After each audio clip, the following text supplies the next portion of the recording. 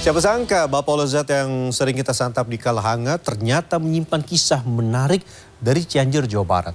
Selama 6 tahun seorang produsen bapau rumahan mampu menghasilkan ribuan bapau setiap hari dengan beragam cita rasa yang menggugah selera. Yang unik, setelah matang bapau-bapau ini langsung didistribusikan menggunakan mobil pickup keliling menjangkau berbagai sudut Jakarta. Saksikan kisah selengkapnya dalam segmen Sehari Menjadi berikut ini.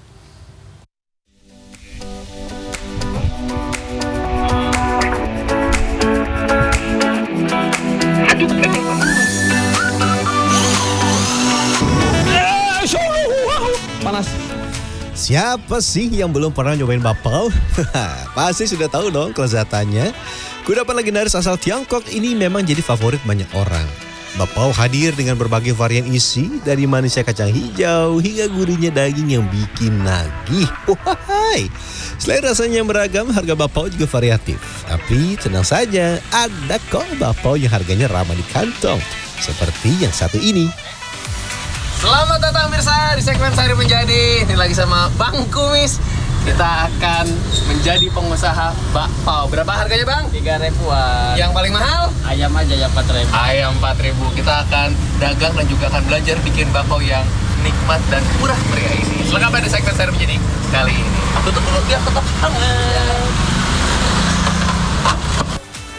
Walau jualannya berpindah-pindah, bakpao yang satu ini selalu dinanti, alias tidak pernah sepi pembeli. Bakpao yang dijual di atas mobil bak yang dimodifikasi ini seringkali jadi pengganjal perut warga di perkotaan. Jakarta adalah salah satunya. Tapi siapa sangka ternyata produksinya lumayan jauh. Kali ini saya berada di lokasi produksi bapau rumahan yang berada di kawasan Cipanas, Kabupaten Cianjur, Jawa Barat. Dalam sehari, tempat ini memproduksi 3.000 sampai 6.000 bakpao beraneka rasa. Ada coklat, stroberi, kacang hijau, dan ayam kecap. Meskipun isiannya beragam, bahan dasar untuk membuat bapau sama. Selain tepung terigu, ada beberapa bahan lain yang tidak boleh terlewat. Gula pasir, ragi kering instan, baking powder, margarin, dan juga susu full cream. Biar ada rasa susu full creamnya aja gitu, biar lembut. Biar lembut? Iya, biar ada rasa-rasa susunya gitu. Oke. Berapa banyak? Kasih 5 sendok. Setelah ditimbang sesuai dengan takaran, larutkan bahan-bahan ini dengan air sebelum dicampur dengan tepung terigu dan didiamkan selama beberapa menit. Lanjut, tambahkan tepung terigu tinggi protein. Tepung terigu protein tinggi mengandung gluten yang lebih banyak yang membantu adonan menjadi elastis dan memberikan tekstur yang ringan dan kenyal setelah dikukus. Setelah itu adonan akan diaduk dan dipres berkali-kali hingga kalis. Nah, proses ini tidak boleh terlewat agar bapau yang dibuat mengembang sempurna dan memiliki tekstur yang lembut. Adonan yang sudah kalis akan menjadi elastis dan tidak lengket di tangan. Bijinya menjadi satu karung itu jadi 600. Satu karung 600 piece satu karung ya. Monggo saya nonton dulu, belajar dulu. Tepung pakai merek apa itu? Potong adonan menjadi bulatan-bulatan kecil. Ukurannya bisa disesuaikan dengan pesanan. Setelah itu adonan dipipihkan dan diisi dengan berbagai macam topping lezat. Semua terlihat mudah sampai saya harus membentuk adonan menjadi bulatan bakpao. Ya, saya gagal. Proses ini membutuhkan ketelitian sebab isian bakpao harus tertutup oleh adonan dengan bentuk gelombang di bagian atas. Oke. Diajarin karena saya masih pemula banget. Jadi ditarik pinggirnya, tempel, tarik pinggirnya, tempel, udah jadi kayak bunga kembang. Pencet, pencet, pencet, pencet. Nah ya kalau punya abangnya sudah pro. Pusing. Para umum. Untuk isian kacang hijau, coklat, dan ayam, warna dasar adonan adalah putih. Tapi khusus untuk isian stroberi, adonan diberi pewarna makanan merah muda. Setelah itu prosesnya relatif sama. Adonan yang setelah kalis dipotong sesuai dengan ukuran, dipipihkan, diberikan isian selai stroberi dan dibentuk menjadi bulatan dengan bagian atas yang sedikit bergelombang. Khusus untuk isian ayam dengan harga Rp4.000, ada beberapa tips yang dimiliki oleh produsen bapau di tempat ini. Dan waktunya membuat isian. Ini adalah salah satu favorit ayam, tapi ini belum dibumbu, cuman direbus hingga matang. Bumbunya apa saja? Ikuti saya. Ini ya. Aduh, pegang panas. Bentar, lemus nih. Aduh. Langkah pertama, suwir-suwir daging ayam bagian dada hingga kecil seperti ini. Setelah itu campurkan suwiran ayam dengan lada bumbu, kecap manis, gula pasir, garam, dan saus sambal secukupnya. Aduk rata semua bahan hingga bumbu meresap sempurna ke dalam setiap suwiran ayam. Setelah rata, tambahkan daun bawang dan masak hingga daun bawang matang sempurna. Ingat, tidak perlu ditambah minyak goreng ya. Enggak, ini nggak pakai minyak lagi. Minyak goreng gitu. Lah, kan biar lebih enak mantapnya dulu. Jadi apanya? Dipincuknya. Dipincuk, dimasukin ke pakai kering bikinnya. Terakhir, tambahkan tepung maizena. Tepung maizena menyerap kelebihan cairan yang mungkin ada di dalam isian, seperti kecap atau saus. Ini mencegah isian menjadi terlalu basah dan membantu menjaga adonan bakpao tetap kering dan tidak lembek.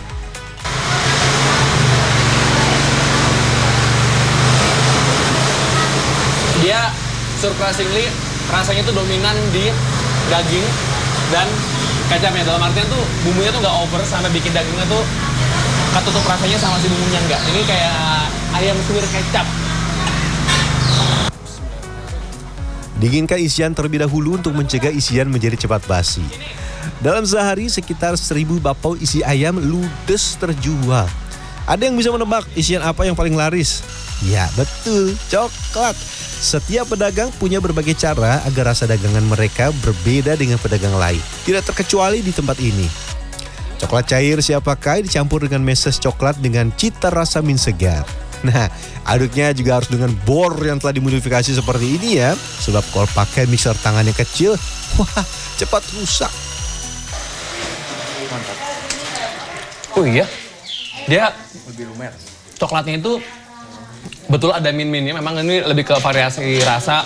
Mau coklatnya yang lempeng, rasa coklat aja boleh. Tapi kalau di sini pakai yang ada sedikit sensasi minnya ya. Sebelum dikukus, adonan bakpao yang telah diberi isian harus didiamkan beberapa jam.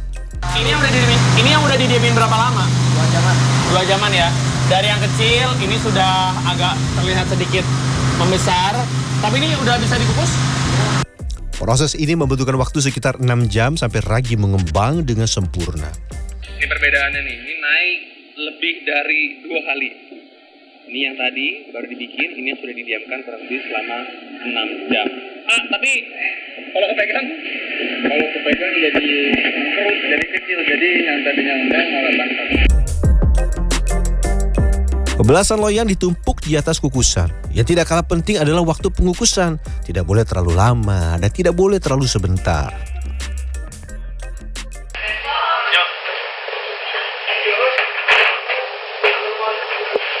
Kurang lebih matangnya berapa lama? Kurang lebih 30 menitan, 30 menit ya.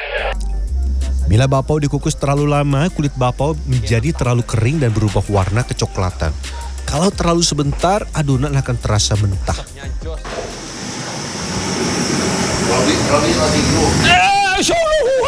Panas. Dekat bawah. Boleh kalau mau dibantu mas, jangan dipaksa.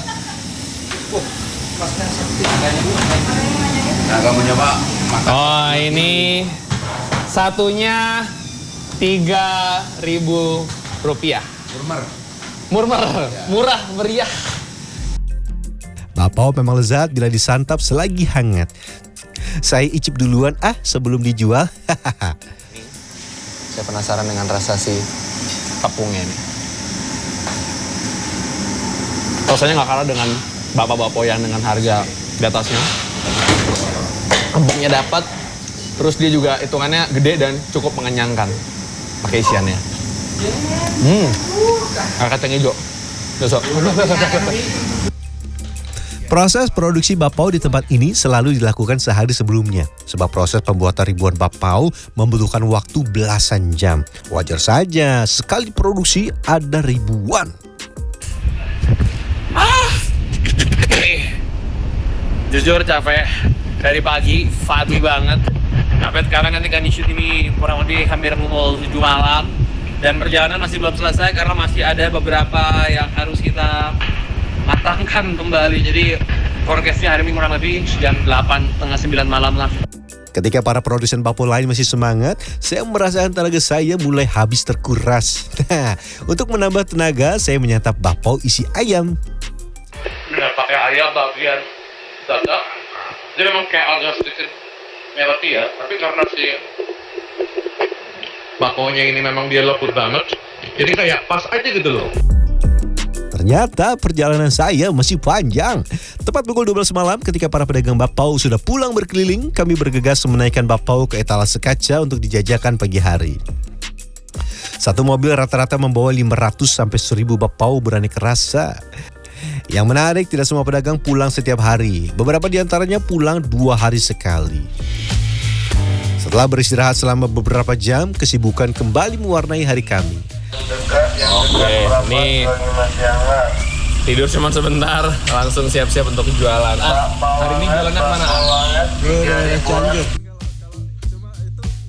Pagi ini beberapa pedagang berjualan di sekitar kota Cianjur, sementara sebagian lainnya tersebar di penjuru Jabodetabek, tidak terkecuali saya. Usai menempuh perjalanan sekitar 3 jam, saya tiba di salah satu kawasan di bilangan Pancoran, Jakarta Selatan. Dagangan saya laris manis diburu pembeli siang ini. Sering. Kenapa beli yang ini? Hah? Kenapa beli yang di sini? Karena lebih murah. Kalau kamu sukanya rasa apa? Coklat. Terus? Coklat sama coklat doang. Kalau ada ini pasti saya beli. Ini karena kebetulan pas lewat kelihatan ya beli. Karena makanya saya nanya kalau mangkal apa enggak gitu. Cuma dia muter terus katanya. Untuk pedagang yang pulang 2 hari sekali, ada beberapa cara yang dilakukan untuk mencegah bakpao menjadi mudah basi atau berjamur, terutama isian kacang hijau dan ayam kecap. Paling kita kalau mau istirahat itunya di kacanya dibuka biar kena angin. Jadi ntar dianya nggak terlalu itu. Jadi lumayan agak awet. Kalau kayak gitu ntar dia akan menguap. Bakpao dalamnya ntar menguap, ntar lama-lama jadi basi. Mobil yang saya tumpangi membawa sekitar 1.200 bakpao, di mana 50% diantaranya adalah bakpao dengan isian coklat. Meski jauh, kawasan perkotaan tetap menjadi tujuan utama penjualan aneka bakpao dengan harga yang terjangkau ini. Ya kalau di kota itu kan apa ya, populasi manusianya lebih banyak gitu, sampai malam juga bisa jualan. Nah, kalau di kampung kan paling sampai jam 8 malam gitu, udah kesananya udah sepi.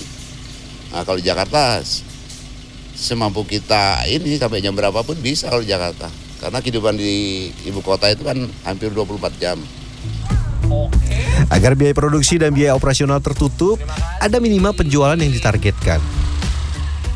Minimal kejual berapa biar bisa nutup? Sehari 3.000 lah. 3.000 piece minimal. Kalau di bawah 3.000? Ya plus. Siapa sangka setiap gigitan lembut bakpao ternyata menyimpan perjalanan yang amat panjang di baliknya. Dari Cipanas, Cianjur hingga pelosok kota. Proses pembuatan bakpao tidak hanya melibatkan keterampilan, tapi juga dedikasi dan kesabaran yang mendalam. Rian Fernando, Dwi Agung Yuldiarto, CNN Indonesia.